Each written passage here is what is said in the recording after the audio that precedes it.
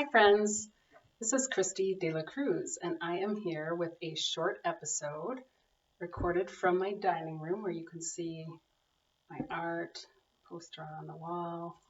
That one's my husband's, this one's something I bought. I would like to talk to you about somatics today. And so this is going to be a short series, probably 3 to 5 videos on somatics and self-confidence. And so I'm going to be doing a webinar on this topic in the next couple of weeks, probably toward late July, and another one in August as well.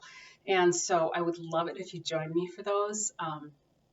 In a webinar style format, I can get more interaction with you, so I can really address any issues or any questions that you have. And so I love that format. Even though videos are kind of fun to record sometimes, I really prefer kind of an interactive style of presentation. And since I do this for companies and for organizations and individuals and teams, I just wanted to give you a little taste of somatics and why I think it's important. So first of all, wherever you are, if you're watching this, take a moment to stand up. So if you've been sitting at your desk all day and you're just taking this little break, just take a moment and stand up.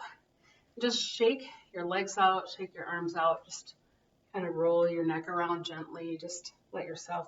Now I'm feeling some little tight areas in my neck. I've been sitting a little more than I want to today. So this is something you can do in between your conference calls. Hopefully, if you are mindful of your employees, you have calls that only last 45 minutes or 50 minutes, so people have a little bit of break time in between calls. We kind of forget that we used to go to meetings, and so we used to have we'd end a meeting and then we'd leave a little time so people could go to their next meeting or go to the next conference room or back to their cube or whatever. So be sure to take that 5 or 10 minute break or advocate for that on your team just by saying, hey people, I'm going to take a bio break. So just standing up, I want you to ask yourself a couple of questions. First of all, what do you notice about your energy? Give yourself a little rating on your battery scale right now, just maybe 1 through 10. Just what do you notice about your energy? Where are you in your energy battery, so to speak? Take a couple more breaths. Do what you need to do. Allow your body to move. If you feel like swaying is a good thing, you can do that. Many of us have very tight side bodies because we're used to thinking of ourselves as a front and a back, but we often have very tight side bodies. So one little thing I like to do in between is do a little bit of a C curve, hiking up my hip and hiking down my shoulder. I'm putting my head last and then go in that direction. Do a little C curve on that side. Kind of feel if there's any tightness, any tension. I've got my arm kind of drifting down. And then come back to center. Take a couple of breaths here.